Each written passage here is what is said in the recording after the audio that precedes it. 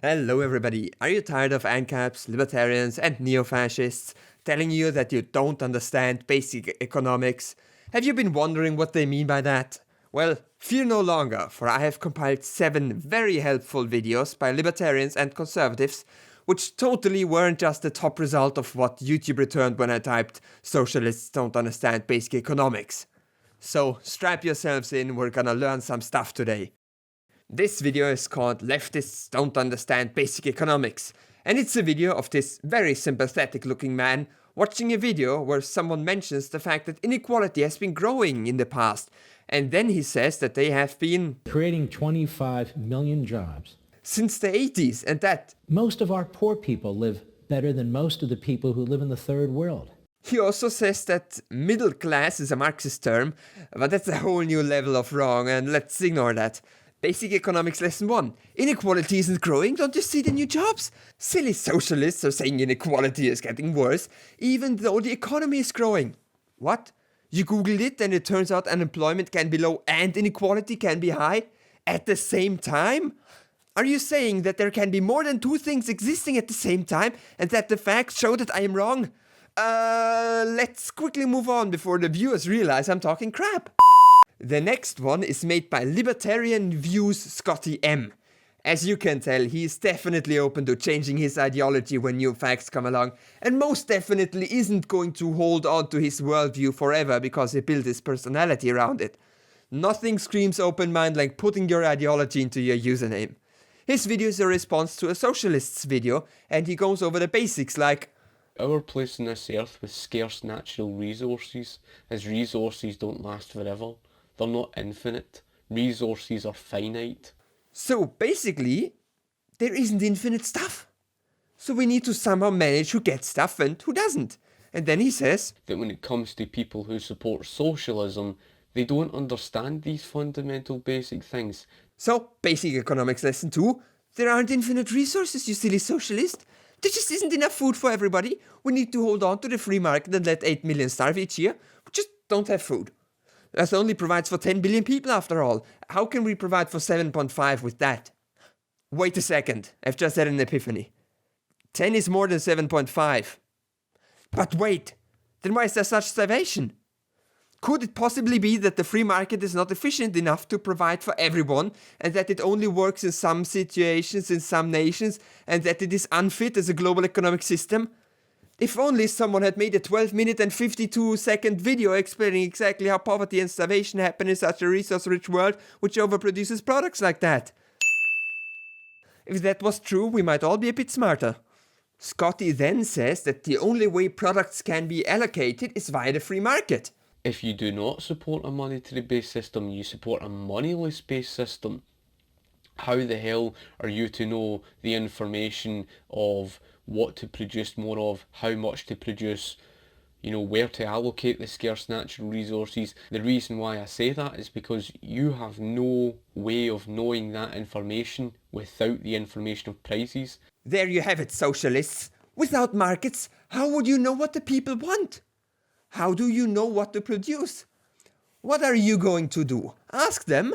You want to ask the people what they need instead of guessing and throwing the access away? You want to create a system based on direct information from the consumer rather than guessing by industry bosses? How is that going to work? What? You will create a direct system in which the people tell a planning organization what they want to buy and then have said thing provided to them in order to abolish both over and underproduction at the same time? I'll have you know that that can't possibly work because I've already picked this username.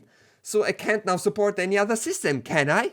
You just don't understand basic economics, you see. There aren't enough resources, except there are, and there is no other way to know what to produce except there is. So let's quickly move on to the next theory before people notice that every argument in this video is outright false. The next one is called "Democratic Socialist Gets an Economics Lesson", which sadly isn't about an actual socialist, but just one of those American ones who want healthcare. It features this very cool looking dude talking to this guy with the sign. They start off talking about the minimum wage, which is what the protest is about, and then the dude hijacks the conversation to begin ranting about the IRS and inflation. He repeats the interesting libertarian assumption that the IRS is to blame for inflation, and that we should return to a gold standard so inflation wouldn't happen.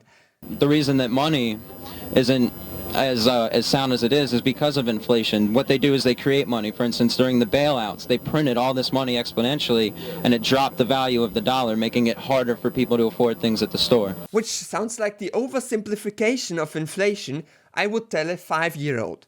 Okay, look, the Wall Street bailout was a mistake, no doubt. I think they should have let the system collapse and a socialist one rise in its place. But I'm afraid that's not how inflation works. Look, here we have the US inflation rate. Do you see how it's negative here? Do you see when this is? That's the year all of those bailouts happened. It's almost as if bailouts don't actually cause inflation and that's a child's conception of how money works. I could explain how inflation actually happens, but I'm bored of these numbers already. Maybe another day. Let's have a look at what he proposes to stop this evil inflation from making our pennies less valuable. Do you think that Bitcoin could possibly be the future to take over the dollar and, end this whole fight over minimum wage coin? And it comes through algorithms in the internet. It can't be controlled, it can't be printed, it can't be inflated. It'll hold its value once it hits that certain amount, so you won't have the troubles of inflation with Bitcoin. So, basic economics lesson 3, buy Bitcoin! Because it's way more stable than the government-regulated currency and totally not an investment bubble. And I decided to do so. Look, all of my savings are in Bitcoin now. This is totally the future and it's safe from all of this government meddling and inflation. The 5,000 euro I put in Bitcoin will definitely always be worth that. Oh wait, what's happening? The value of my Bitcoin is increasing? Suddenly the value is high, I'm getting rich! Investing in Bitcoin was such a smart idea. Oh no, what's happening? Oh no, it's collapsing! The price is falling! Oh my god, all of my money is gone! How could this happen? The guy with the sunglasses said that there was no inflation with Bitcoin. He said my money is safe. He said Bitcoin is stable. I've lost everything. Who could have predicted that a random guy on the internet trying to invite you to his investment bubble would give bad financial advice? Basic economic lesson 4. Don't listen to lesson 3 because Bitcoin is way too unstable. The next one is by Fox Business. So hopefully this time we won't be invited to join an investment bubble and lose all of our savings. It features this woman who has a very peculiar pronunciation as she's talking about Bernie Sanders. Essentially, she tells us that socialism is once again being rightly shown to be a total scam because Bernie Sanders wasn't paying his campaign staffers $15 an hour. Now, you may be wondering what that has to do with socialism. Socialism is worker or community control over the means of production, like a factory which democratically decides how to operate or elects a boss every year. What does that have to do with the minimum wage? It sounds like Fox is just calling this socialist without understanding what that means. And I can tell you, it's because they are Americans. You see, in the entire world, socialism means that the workers control factories on their own instead of listening to a boss all day. But in America, socialism is just anything the government does. Minimum wage, socialism. Education, socialism. Healthcare, socialism. Wall Street bailouts, socialism. A working postage system, socialism. When there are street lights at night so you don't get robbed in the dark, literally Stalinism. Basic economic lesson 5. Socialism is when the government does stuff. And it's more socialism the more stuff it does. And if it does a real lot of stuff, it's communism. Ignore the facts. This is definitely true. Now that we have been shown the truth by the all-knowing Fox News, let's move on to the second closest the conservatives have to an intellectual, and the man whose name sounds like a magic spell that generates park benches. Ben Shapiro. This video is titled Ben Shapiro Educates Student on Basic Economics. Finally, some good old internet wisdom from the daddy of the right-wing boys. Editor's note, this video does not feature a student. He's not talking to a student, he's holding a speech in front of a few people at yaf.org, so whoever made that title is completely wrong, I'm sorry to say. Anyways, continue me. He's talking about inequality here, and why those evil leftists have got it all wrong when they try to give everyone a good life. Go on, teach us your economics, Ben. There was some guy who decided that he wanted to make himself a BLT and see how much it cost to make the whole thing himself, right? Like from scratch. It cost him $1,600 to make a BLT, and it took him 6 months, right? You can go down to your local restaurant and get a BLT for $5, because of global trade and because freedom of income. So, Basic Economics Lesson 6, who gives a fuck about inequality as long as I can have a cheap sandwich? Now, you may feel like this sandwich anecdote has nothing to do with inequality, and you would be right. And on top of that, it also has nothing to do with the free market or capitalism. Believe it or not, you can create a sandwich without having the means of production be owned by a private capitalist. And you can make sandwiches without taking the surplus value from workers. It's totally possible. The socialist utopia of the future will still have cheap sandwiches. Now, you may feel like it's dishonest of me to just take the anecdote about the sandwich from his video about inequality and leave it at that. But honestly, that's what Ben gets for randomly switching the topic in the middle of a speech. If you didn't want me to talk about you talking about the sandwich, maybe you shouldn't have been talking about an unrelated sandwich in a video on economic inequality. Maybe learn how arguments work and don't just put random anecdotes without relation to your topic in a speech. Speaking of which, let's talk about the time I almost lost my eye while working in the heavy industry. So I was working at my job, it was like 7 a.m. I was a 17-year-old, which is child labor, but that's legal in Austria, provided you only pay them a quarter of the minimum wage. Long story. Anyway, I was scrubbing the machine I worked on with an acidic cleaning agent. This isn't your regular kitchen cleaner. If you got this on your skin, you'd get a pretty bad burn. So it was kind of unfortunate when, through a quick hand movement, some of it decided to splash into my open eye. Now, I know you're wondering why I didn't wear safety glasses. That's easy. The employer didn't provide me with any. I would have ran to one of those emergency eye cleaning thingies, but the employer neglected to put up one of those as well. So obviously I ran toward the water faucet in order to literally use cold water to wash out my left eyeball. You may think that holding your eye under a water faucet would hurt, and you'd be right. But it hurt a lot less than having acidic cleaner in my eye. My supervisor was in the same room, by the way. He saw all of that, and when I told him that I had gotten some of the cleaner in my eye, he told me, and I quote, "If you start growing a third arm, we'll call an ambulance." Thank you, boss. I knew you cared about me deeply. I turned out alright in the end. I never reported that to anyone, though. Neither the completely incompetent response of my supervisor, nor the lack of safety equipment. And the reason was that I was a 17-year-old and wasn't sure what to make of this situation. And since everyone around me didn't care, I decided to act as if nothing happened. I've literally never told this story to anyone before today. Now, you may be wondering how that's related to anything. And it isn't. That's the point. What was I doing? Oh yeah, I was making a video about basic economics for us leftists. Basic Economic Lesson 7. It's cheaper for the employer not to provide safety equipment and to pretend nothing happened than to admit wrongdoing. Capitalism financially rewards neglecting employee safety and denying responsibility. The next one is called Economics for Leftists Volume 1. Now that sounds educational. Uh-huh. $20. I wanted a peanut. $20 can buy many peanuts. Explain how. Money can be exchanged for goods and services. Woohoo!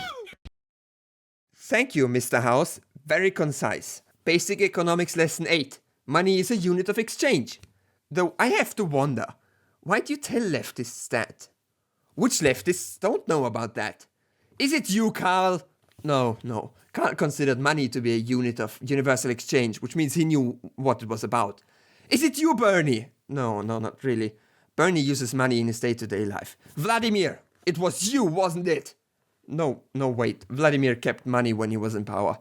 Was it you, Joe? Is that why you traded half of Poland for a non-aggression treaty? Did you just not understand you could have sold it for money? Is that where the Molotov-Ribbentrop Pact happened? Basic Economics Lesson 9. Don't sign the 1939 non-aggression treaty between the Soviet Union and the Third Reich. Use money instead. Next, we have a clip by our favorite American right-wing propaganda network, NRA-TV. They have this man here, quote, giving liberals an economics lesson. And because he's American and right-wing, he means literally the entire political spectrum besides himself when he says liberal. So I'm counting this towards people explaining stuff to socialists. And you can't stop me anyway. He refuses to quickly summarize his point or to make it possible for me to do it, so I'll summarize it for him.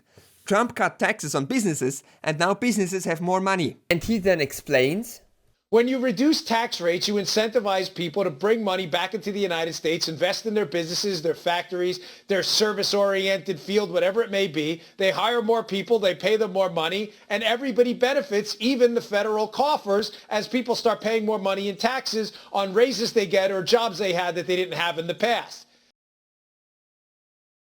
Basic Economics Lesson 10.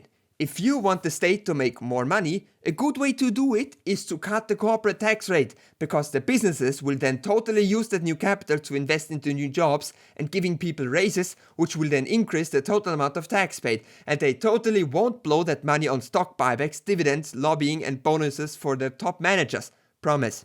Giving money to corporations totally makes them create new jobs, which is why the biggest employer on the planet is Jeff Bezos, right? Because the only reason businesses don't create infinite jobs is because of those evil taxes.